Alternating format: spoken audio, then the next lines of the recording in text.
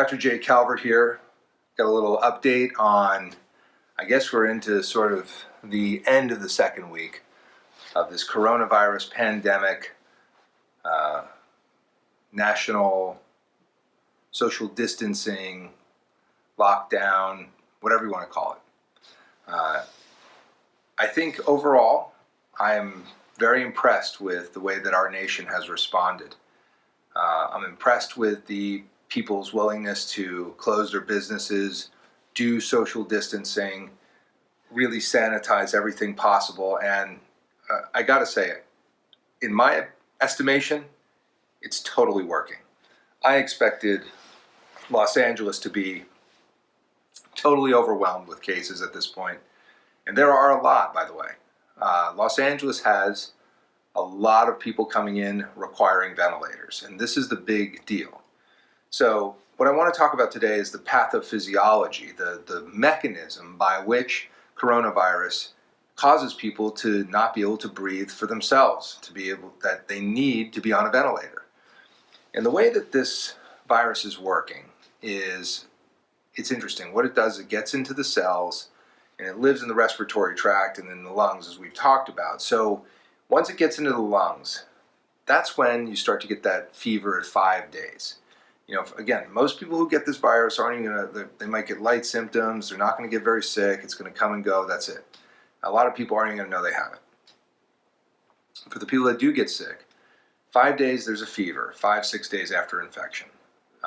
So that's when I think you got to start treating. Because if you stay in that I'm sick zone for too long, that's when the respiratory component can go to a life-threatening situation.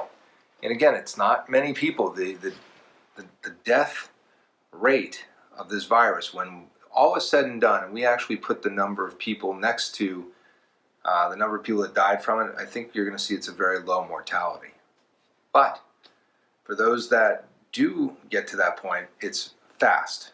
So the way that I'm understanding this, because I am not in the emergency room, not in the ICU, but my understanding is that on that 10th or 11th day, that's when you start to develop this pneumonia that ultimately leads to ARDS, which is Adult Respiratory Distress Syndrome.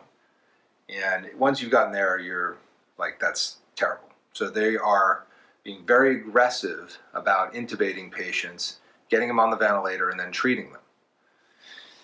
And coupled with that pneumonia is when there's a cytokine storm, this inflammatory response that this virus elicits that really, causes the lungs to just crap out.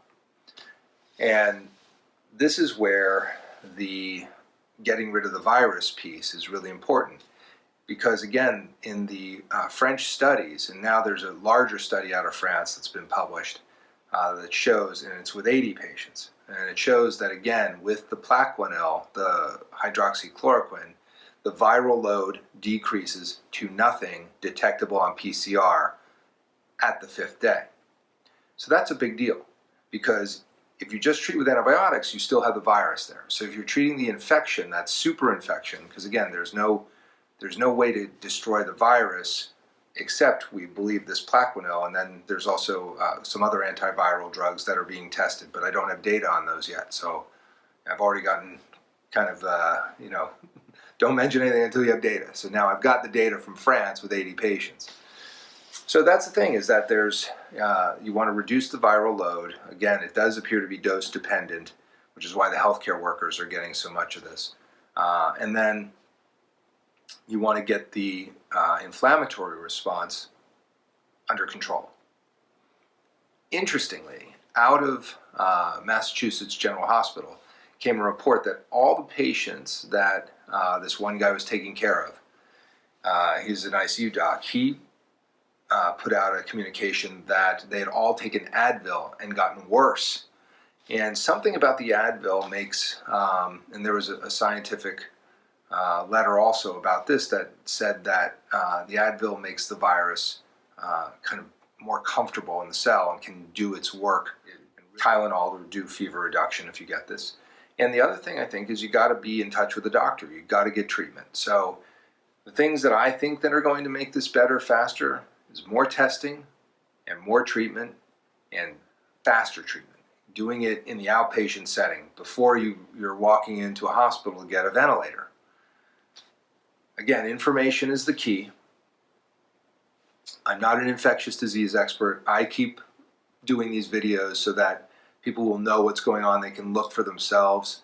I am incidentally sitting by one of my paintings that I did a long time ago that is very relevant for right now. So I think everybody just keep doing what you're doing, work hard, take care of each other. Thank the doctors, the nurses, the allied health professionals, the nurse practitioners, the PAs, the x-ray techs, all the administrative people that are working in the hospitals right now to really get us through this pandemic. The first responders, firemen, police, they're making us safe. The grocery store workers, the cashiers, really, time to be grateful. And that's the hard part for everyone, is that we all have to do this, but it's really so that the pandemic cannot create the long-term havoc and problems for us that it would if we went unchecked. So I hope this is helpful. Send me your comments or questions, and I will see you again very soon.